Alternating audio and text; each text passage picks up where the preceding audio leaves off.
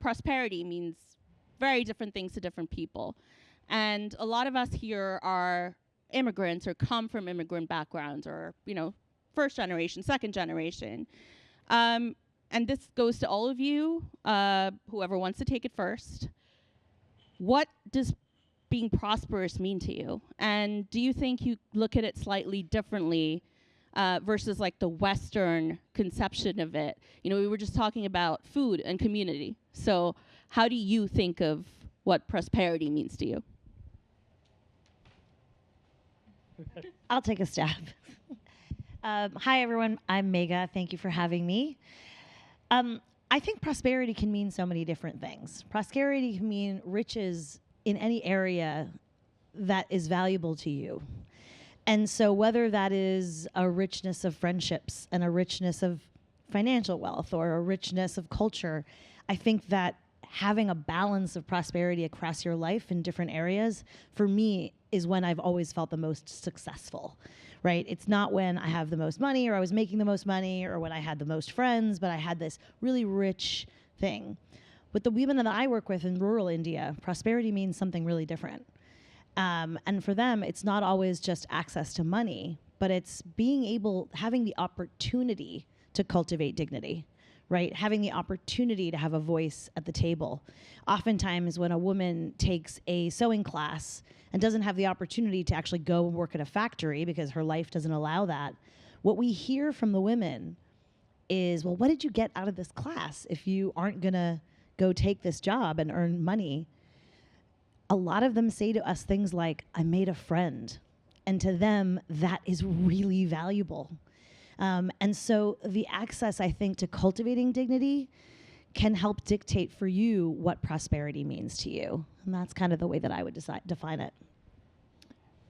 I think it's a very broad question. And first of all, thank you for having me. It's great to meet all of you and spend some time together at cocktails.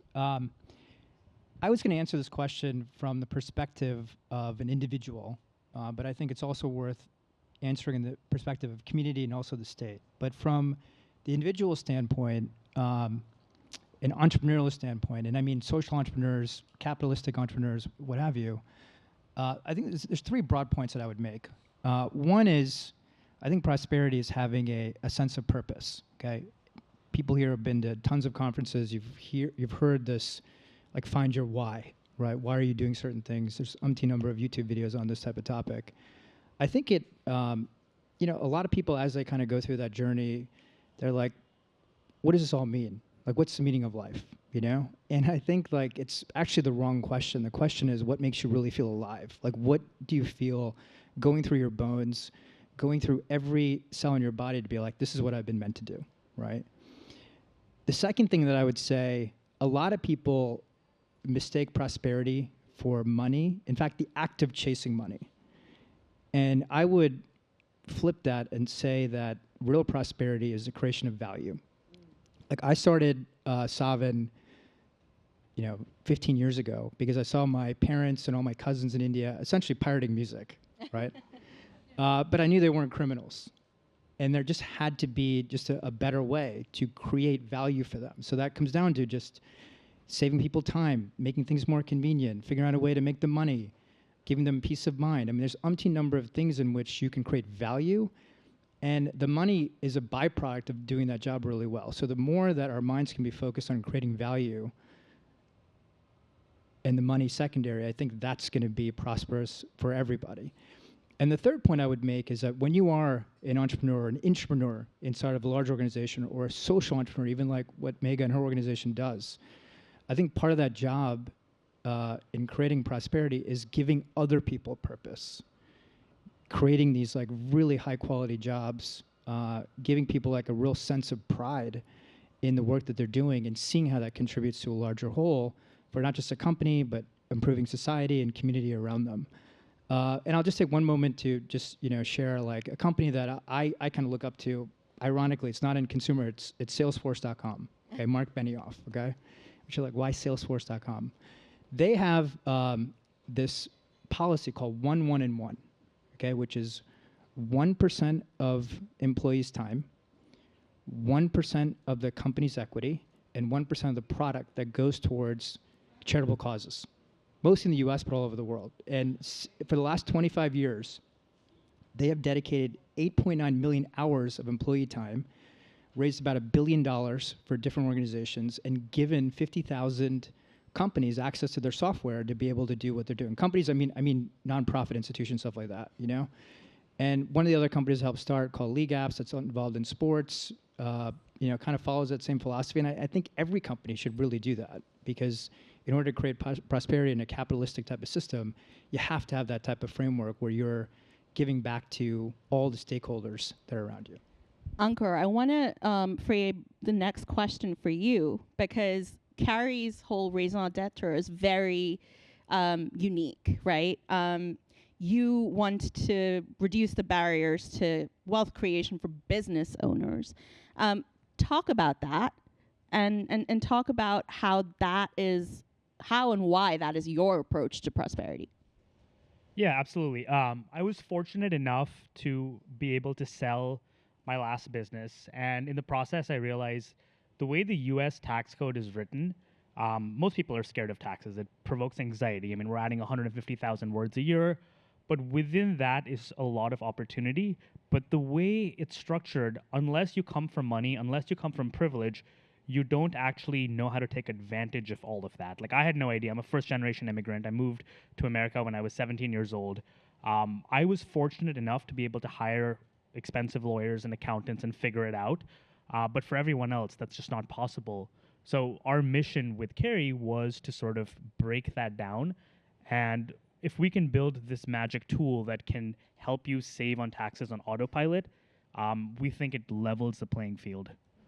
With that said, like, back to the bigger question, I would say I wouldn't, I think money is a big part of prosperity. I don't think we should shy away from it. I think capitalism is That's important. why I posed the question to you. Yeah, capitalism is, but again, I've been fairly financially successful myself. I know a lot of people that have been successful.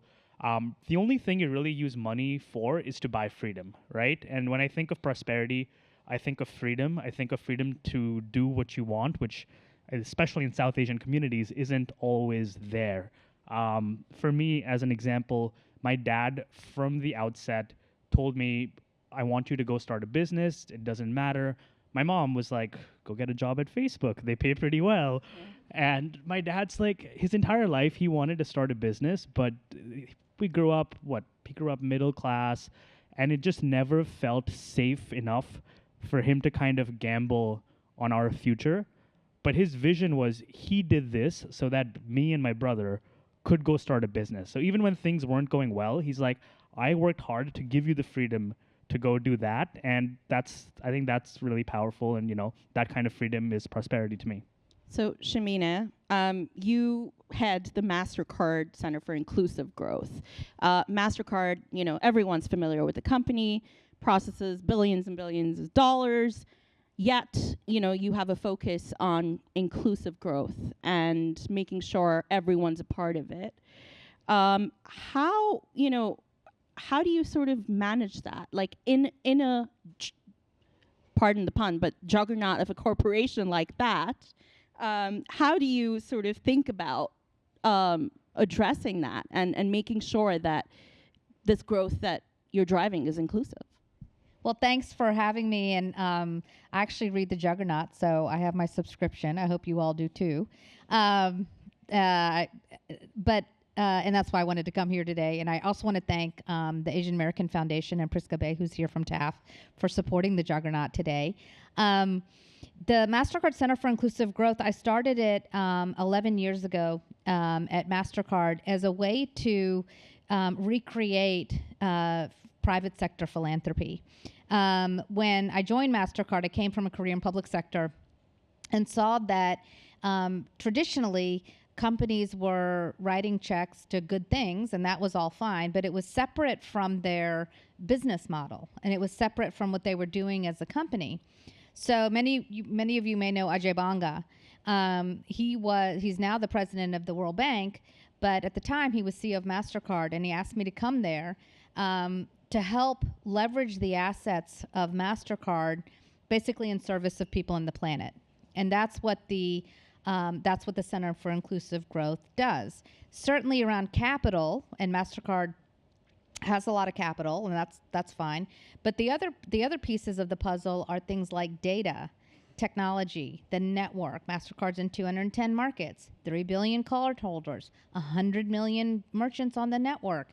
So the power of data, the power of technology, the power of the cybersecurity that one has access to if you're sitting in MasterCard is incredible. And so the privilege that I've had is to go inside the company and really get to understand what those assets are, and then really learn how to work in partnership with business colleagues to leverage those assets for social impact, the environment, and things like that. And I'll say that the legacy of that started, because you were talking about Salesforce, the legacy of MasterCard, many don't know, but the largest shareholder of MasterCard is the MasterCard Foundation. So when MasterCard went public, which is another way for us to leverage our assets for inclusive growth, growth that extends the economic growth to everyone, equitable and sustainable economic growth, which is what we believe in at the center. But when the company went public, it took 10% of its stock and created the MasterCard Foundation. It's the largest shareholder, and that stock today, the MasterCard Foundation, is valued at $40 billion. And its work is primarily focused on the continent of Africa, and I sit on the board of the foundation as a representative of the company. That's leveraging the assets. It's leveraging the stock of MasterCard in service of people and the planet. So when I think about inclusive growth, growth that extends the benefits of a growing economy equitably and sustainably across all sectors of the economy, the work that I try to do at MasterCard is really rethink the way private sector engages around impact. So quick follow-up before I go to Megha, Shamina. In these 11 years, do you think you've been able to bridge that gap where, you keep hearing about these stories all the time where companies are like, oh, DEI and inclusive growth, we're just it's like a tack on, right? It's not seriously integrated. Do you think we made progress? Yeah, I mean, I think that the issue is as long as it's aligned with your business strategy. So the way that we've bridged that gap is, whether it is diversity, equity, inclusion, LGBTQ, whatever that is, it keeps MasterCard competitive.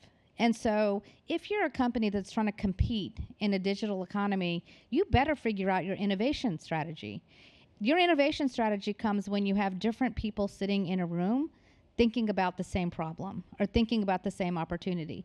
So for us, when we talk to our shareholders, we may not necessarily say DEI per se, but what we do talk about are the programs that are creating the innovative impact that MasterCard has become known for.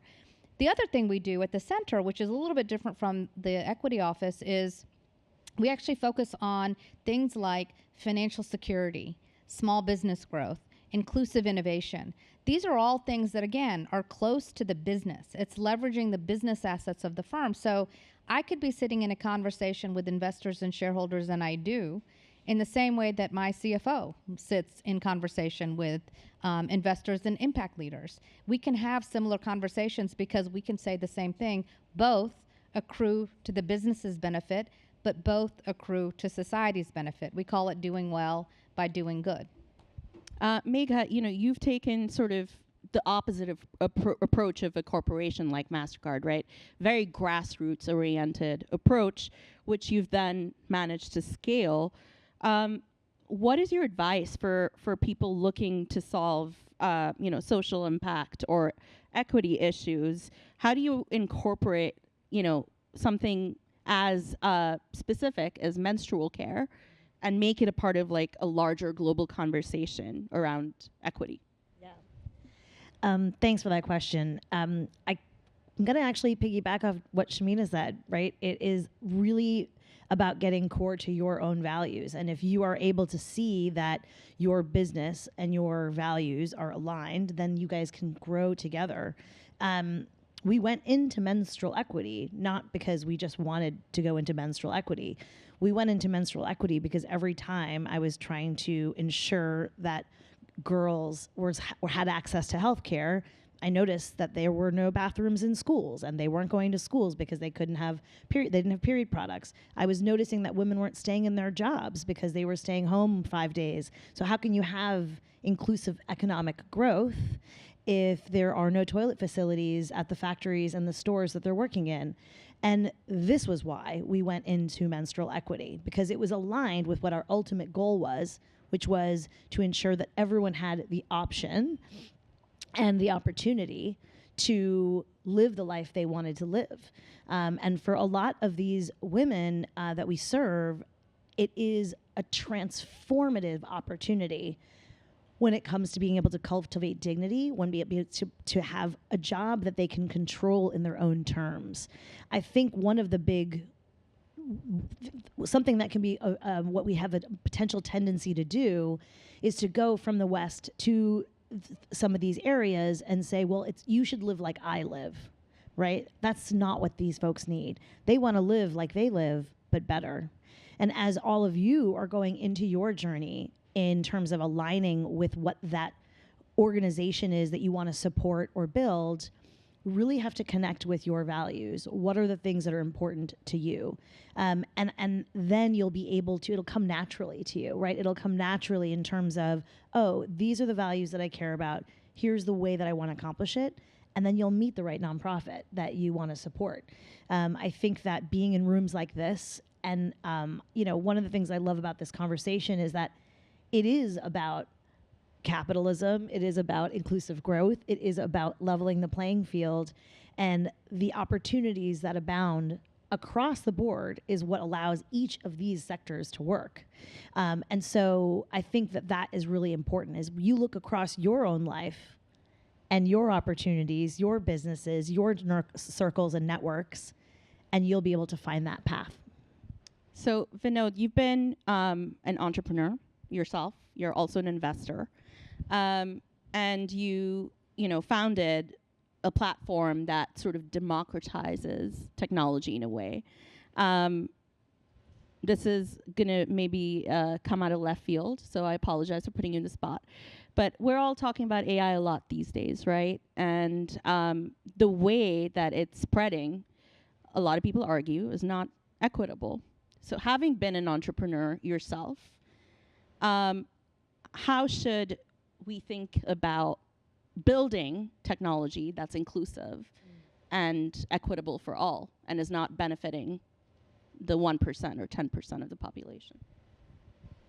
I think that's a great question. And I'll answer it, then I'm going to divert in a different direction. So first of all, I think it's still very early days. It's back to November of 2022, so it's super, super early.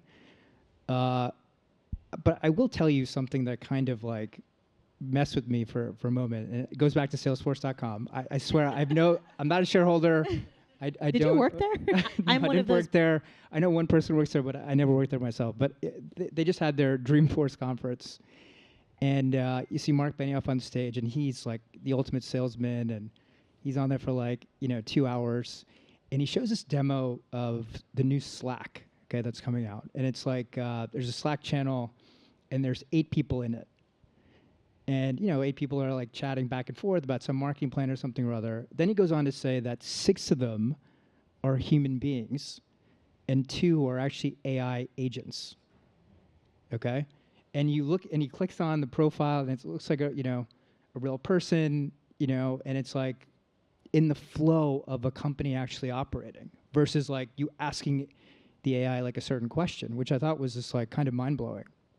Now let me bring that back to a couple of points and something related to Megha as well. I think that, if you go to ChatGPT and you type, give me examples of public-private partnership, okay, in the United States, most of the stuff you're going to see is around real estate, special economic zones, the government paying for certain things to get done to private enterprise. Great. I think there can be a better model, and I actually saw it in India. So I exited my company back in, we sold it in 2018, but we had to stick around for a little while, so it wasn't until, the last like year and a half that I left. But in my, gap time before I start my next thing, I've been spending time with Akshay Patra, this organization in India that feeds 2.1 million kids every day a hot meal, okay? And you're like, oh, what's the big deal? It's just a meal. You can get meals from anywhere. But this meal is the reason why kids come to school, okay? And when kids go to school, they get educated. They can go on to higher studies, go abroad, be a part of the economy in India. I actually went to one of their kitchens, and I was kind of blown away because when you feed 2.1 million kids a day, you cannot just hire 100,000 people to go around and feed everybody. You actually have to use technology to go do that. And I saw these incredible mechanized kitchens, like almost like robotics, of like creating all these meals. Human hands never actually touch the food. There's a good degree of food science involved around nutrition to make sure like they can actually deliver a healthy meal.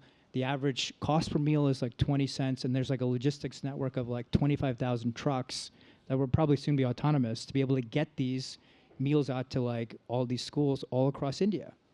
And their goal is to get to like 5 million meals every single day. And when you look at the history, it's only been around for like 25 years. Social entrepreneurs started it. Then the government actually supported them, said, we're not going to like be your customer, but we will actually go and support what you're doing. Then they went to private enterprise and got Google and Cisco and ConAgra and Caterpillar to actually back them, not only just with cash, but with a lot of their know-how. And this organization is going to be one of the many components that's going to transform India over the next like 30 to 50 years, And I think of like the Desai Foundation and what they're doing. Like Megha's, wants to talk to Procter & Gamble. She was just telling us, earlier. And I think that is going to be an amazing, public-private partnership. She's done some amazing work, and now big corporations can actually wake up and actually support what she's doing. It'll amplify all of the great work of her cause, but it'll also, serve for profit too as well, So I just think public-private partnership needs to be rethought and redefined, especially in this country.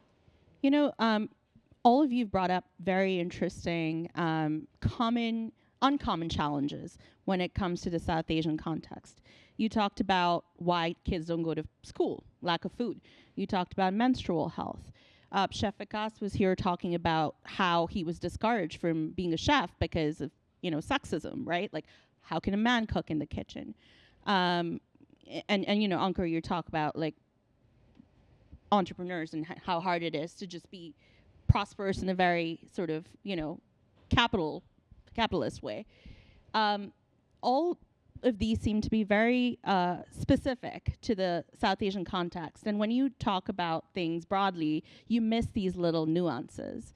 So my question to all of you is, what is one sort of issue or roadblock that you think is not being talked about enough when it comes to addressing this? And I'll tell you why I'm thinking about this. We were talking about women in STEM and how the reasons for there not being enough in the West and the East are very different. In the East, it's like you have to sit down with the families and be like, hey, if this woman works, it's going to be prosperous for all of you. That's not something that ever comes up in the West. It's other things. It's lack of access. College is getting more expensive. So back to the question, what do you think, if you had to pick one big roadblock to prosperity in the South Asian context, what would you say it is? So I'll take one, and this is honestly nothing to do with my work at all, but just something I feel strongly about. And I've gotten into a lot of trouble. Actually, one year ago today, the Hindustan Times actually got pretty annoyed with me for, they claimed, talking about the South Asian diet, and they were like, oh, Indian American entrepreneur, whatever. But I think when you think about like things like incidence of heart disease, diabetes, all of that, and how it works with the South Asian diet, I mean, all of us are, if you look at the numbers, substantially more likely to develop all of that. And I don't know, I've had conversations, challenges, especially with parents, older generations, to accept that maybe the food we eat sometimes is not the best for us. Not what I was expecting to hear. Yeah, but I think it's super important because you look at the data, you look at the numbers. I mean, South Asian people are at higher risk for pretty much everything from heart disease and diabetes, and I think it's compounded when you are in the West and a lot of medicine, nutrition is not personalized. but I think it's something important to talk about in our community, and us not talking about it does a disservice. And when I think about things that potentially, again, you look at the numbers, we're actually doing pretty good at capitalism in this country. Health, not so much, right? And I think that's something that building awareness about it is something I feel strongly about. I'll just add to that. Not about food, but I think we are pretty good at capitalism, but I think we can be better. And there's this private equity firm, KKR, I'm sure everybody's heard of. And they're promoting this thing called ownership works, okay, which is just the idea of giving more like rank and file employees ownership in the companies that they're a part of. Okay? In the tech community, like Ankur's company and his previous company, and just like all the people that we know, like having equity in your company is kind of common, right? And we had 300 employees at JioSaavn. Every single one of them had shares in the company, but that's not very common in... Well, apparently Workday and a few others are moving away from that practice, but yes. Yeah, I think it's the wrong direction, but that's just me. But I a lot of these private equity firms, they're not necessarily so much in the tech community like Workday.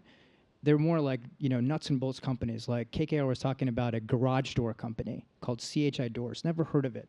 900 employees, right? They wind up selling the company, and the average payout to blue-collar workers as a result of that, because of, they came in beforehand and cleaned up the cap table and made sure, like, not all the equity compensation went to the executives, but it went to the rank and file, was like, $450,000, right? Which, look, in New York doesn't sound like a lot, but, for, people like all across the country, like that could be life-changing money. It could pay for college education, it could pay for a car, it could pay for a house, any number of things. And so I think this idea of like blurring the line between capital and labor is going to push this country forward. And I think like it's coming from private equity, which is, you could say like the fox is in the hen house. But I actually think, I don't know any of these people, but from what I've heard and people I've talked to, it looks like it's legitimate and it's been replicated a number of times, but it still has like a ways to go. Shamina and Megha, I feel like you are going to have different perspectives on this, so I can't wait to hear them. I have two answers. One is around exposure and awareness. I think that a lot of, in the rural communities that I work, when we take the time to actually show them what's out there and show them what the opportunities are and explain to them the opportunities that are in front of, they want them. They are motivated to take action. But I think it's just kind of a lack of awareness. So that's one, which is really specific to the work I do. But the one that I actually present to all of us, one that we have the capacity to actually impact in our own lives, is I think we're all too isolated.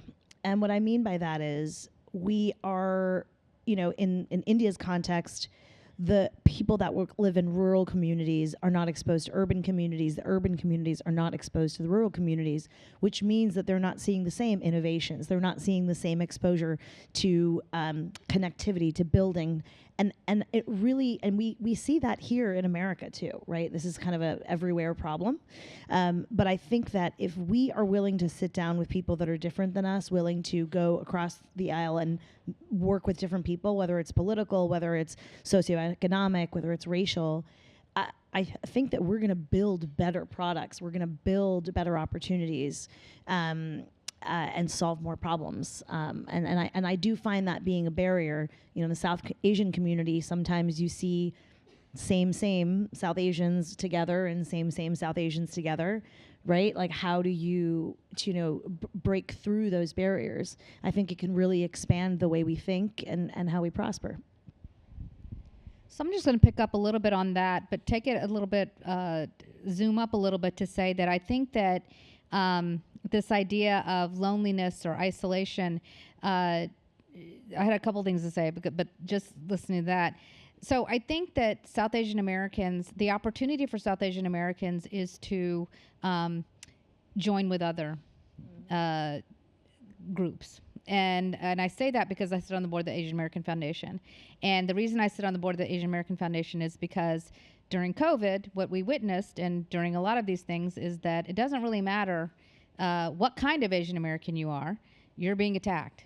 Yeah. And when it comes down to your physical safety, and your mental health and your emotional safety, and you can't walk down the street, or your grandfather can't walk down the street, it doesn't matter how much money you make or how prosperous you may be. When somebody is looking to attack, they don't see any of that.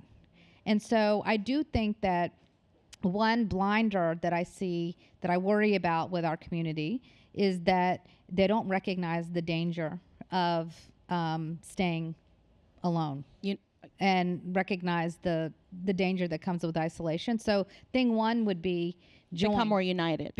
Recognize that it's great that we have this identity, but remember, in this country we're actually American. And so to think about how we work with other American communities, Asian American communities, it's a big opportunity for us. And I think that leads to the one thing I was going to actually say at the beginning, which is there's a bifurcation in economic progress for the South Asian community and the Asian American community. So we often hear South Asians are the richest, top 0.000%, 100% true. They're also the bottom. And so until we start recognizing that we have common cause with all sectors of society here, we're going to be at a disadvantage because we're disconnected from the reality of what it takes to win for all of us in this country, at least. So I would also think about the South Asian American community, when I think about them looking at the wealth creation and the wealthy, is to also think about how that is also turning into philanthropy, like Megha and what the Desai Foundation is doing, but really think about how you're showing up in a way that is allowing you to actually extend your assets as a family or as a human being to the rest of society. So amen to that. We just talked about barriers, but we're almost at the end of our conversation, so let's get a little bit more optimistic and talk about any key innovations or shifts that you think will do the opposite, that will actually propel inclusion and equity forward in the next decade. I can start, because I think that that's actually the kind of thing that we focus a lot on, which is in this moment in time, we talked a little bit earlier about AI and data. We just hosted what we call the Data for Impact Summit. So we do it every year during UNGA Week, because at its core, the world we're living in right now, we have just as much of the answers as we do the problems. So we're in this moment where we have all the technology we need, we have all the data we need, we have all the struggles that we need. The issue is aligning incentives in such a way that creates a competitive race to the top rather than a race to the bottom.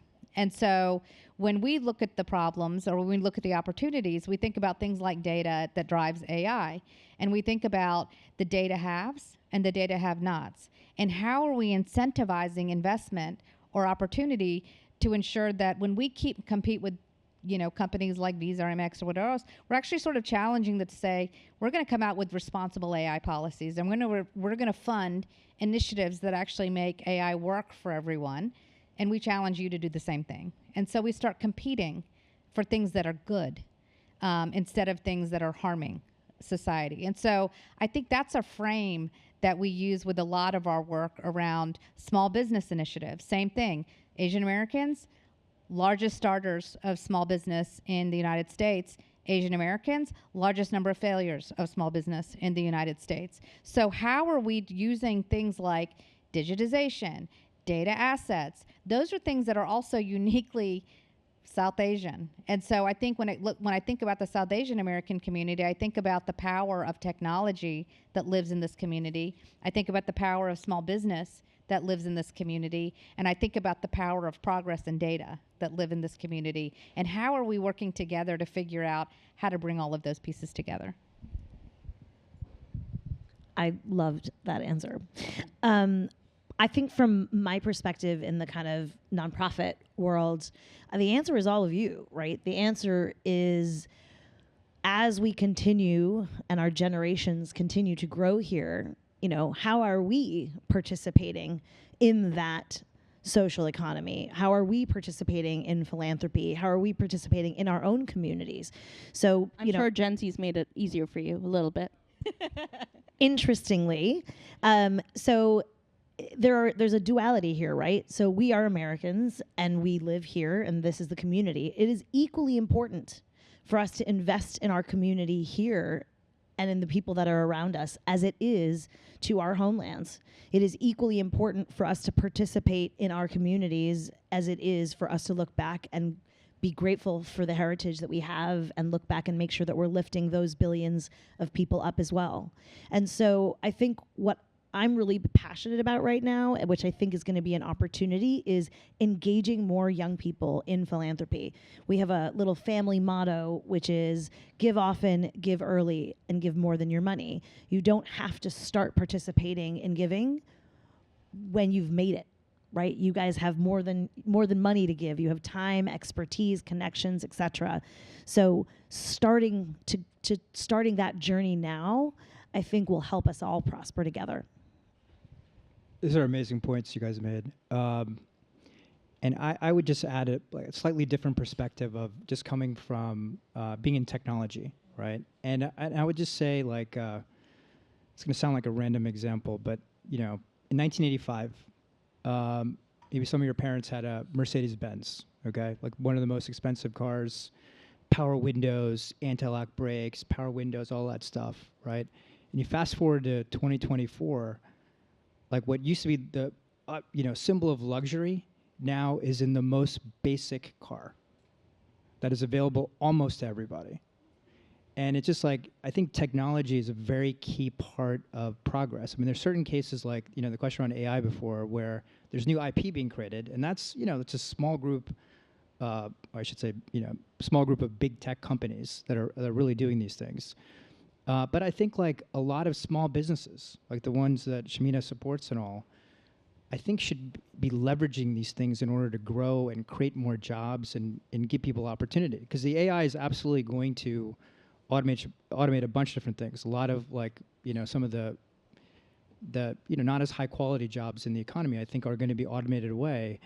And a lot of people in this workforce will need to be given new opportunities that I think entrepreneurs can create. You know, in 2020 or 2021, I think was the highest number of businesses that were created. It was also the highest number of businesses that failed, right? But I think the net was positive. And so I think if we can have policy that it continues to encourage entrepreneurship and innovation, especially in this day and age where you can do a lot on very little capital deployed with AI, with APIs you can pull off the shelf, public cloud, that kind of stuff, I think there's, you know, a room for a really bright future. Ankur, before I let you speak, little shameless plug. I actually write a newsletter that's focused primarily on AI, so find it. It's called Tech Stack on LinkedIn. Sweet. Yeah, speaking of like the optimistic side, I've been in America 15 years, and I feel like even in that time, if you think about the perception of South Asians, the perception of Indian people as I am, I've kind of seen it evolve and change quite a bit. I think, again, like the reputation, like you start to see more Indian people in popular culture. Like I feel like 15 years ago, 20 years ago, it was The Simpsons. It was not great, right? But now we're doing pretty well there. In terms of things that I think we can all be better at, I still think there's a default sense of risk aversion sometimes. And America as a country, I mean, you know, like the American identity is the opposite, right? The people that moved here are like, it's a risk-loving sort of country. So pushing people, whether it's starting more businesses, taking more risks, trying to like represent in other facets, like sports, for instance, is still something where outside of the spelling bee, I don't see Indian people on ESPN. So, you know, and I think it'll evolve. It will happen with time, but, you know, I think the foundation is really, really strong, and the progress made in the last 10, 15 years is very encouraging. All right. I think we have time for a question or two. I see a hand go up there. Hi, thanks for being here. I'm Natasha. I just have a question around, given that we're talking about the path to prosperity, and given that much of the wealth that is generated currently in the South Asian community comes from older South Asians that have been here, sort of baby boomer generation and so on and so forth, how do you guys propose addressing this sort of pervasive notion around, so the money starts at home, the money goes to the families. You know, we worked really hard for this money, we want to pass it on to our children. How do you kind of break beyond that cultural normativity where they've fought really hard for the money that they've had, for the prosperity that they've had in this country, and then, you know, we have a different generation, a younger perspective on what philanthropy looks and feels like? How do you have those conversations as people in your life kind of get older, and how do you address that? Do you mind if I take this one? I really appreciate the question. I think that's a matter of values and being able to present those values. I think that oftentimes when you're looking at our older generations, you're right, they do have a very different, more kind of scarcity mindset. And now that we have come to a place where perhaps there is more prosperity in the home, how can you take the opportunities to present them with knowledge opportunities to say, okay, maybe we're not going to give away a quarter of what we have, but here's why I'm really passionate about making this $10,000 investment in this organization.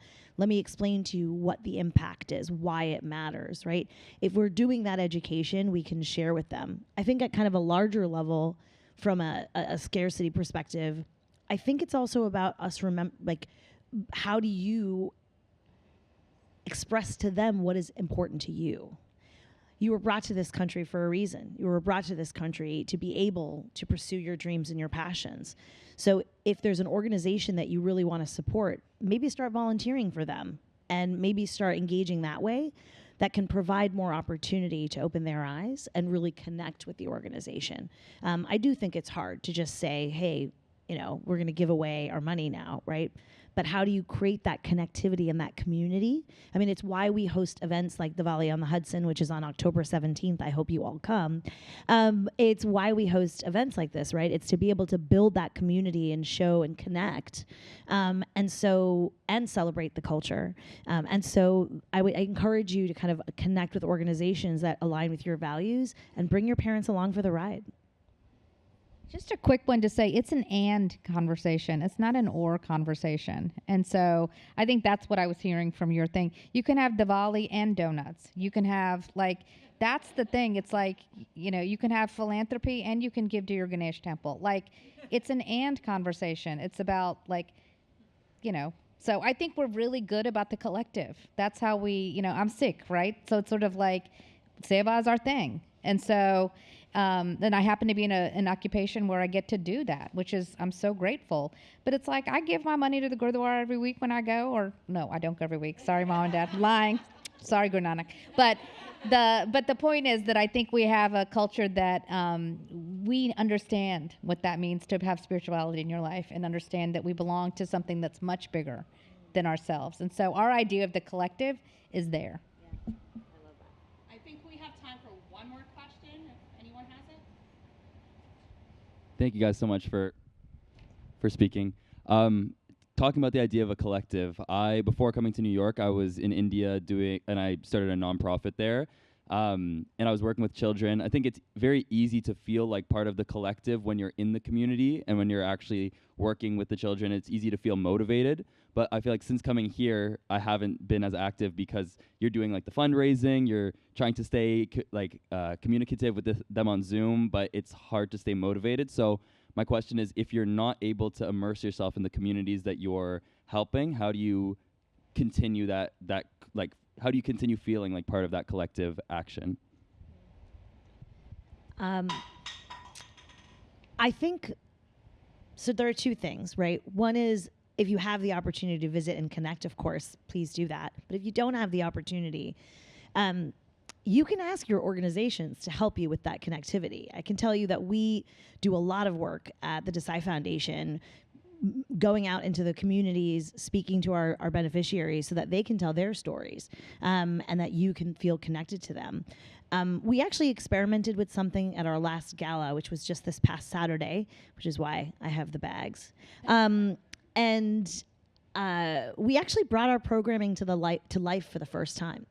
So we had 8 stalls, and you were able to physically interact with the work. So you would walk up to a booth just like a beneficiary would and get a diabetes test. And you were able to go into a booth and do a spice making thing and be able to engage with the programming. I think there are a lot of opportunities to try to, for nonprofits to kind of engage and bring things to life. I also think it's about talking to people that have been there, right? And so how can you engage in that way as well? I feel like my answer is a little flat, and I apologize for that. But I do think that there is you can ask the nonprofits to say, help illustrate your work for me and show me and introduce me to the people that we interact with. One of the other things that we do at the Desai Foundation is trips. So, we will engage and recruit a small handful of folks to go out to India and to visit the work.